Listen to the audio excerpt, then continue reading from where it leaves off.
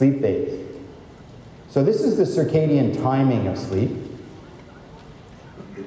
And the thing you need to know about is what normally happens to teenagers when they go through adolescence. And here's a good story, because I know you're sick of listening.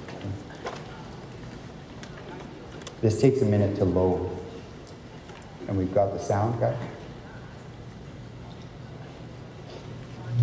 If you have a teenager at home who won't get out of bed in the morning but won't get out of bed at night either, or won't go to bed at night either, that is, you're not alone.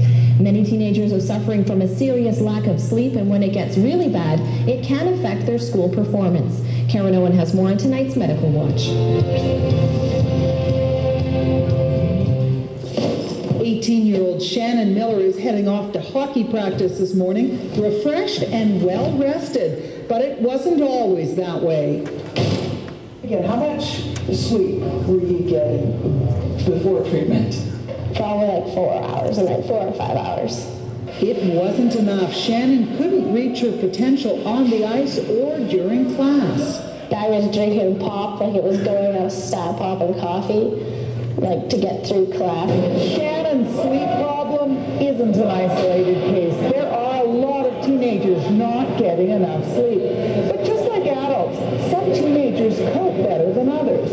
For the teenagers who are not coping, the answer may be readjusting their internal body clock or circadian rhythm.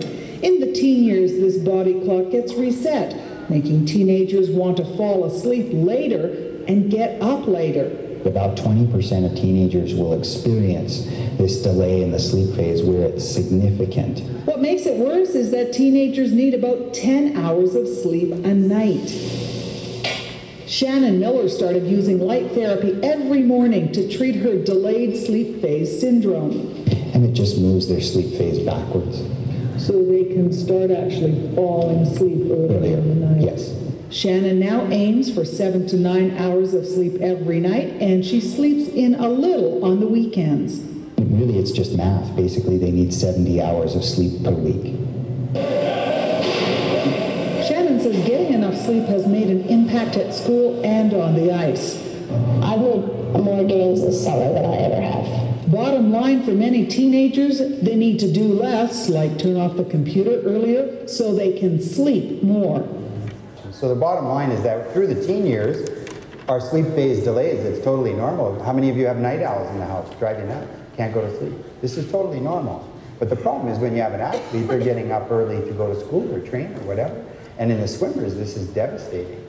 So we have to get them to sleep earlier, but their brain won't go to sleep because it's starting to move to Honolulu. Okay? Their brain is moving west.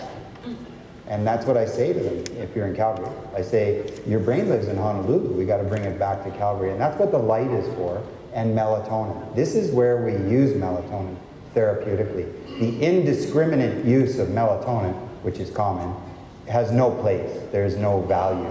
This is where it's valuable. Jet lag, okay, managing the athletes, we do use melatonin. And in this particular situation where we're changing the body clock to get them into their local time zone so we can achieve that 70 hours of sleep a week.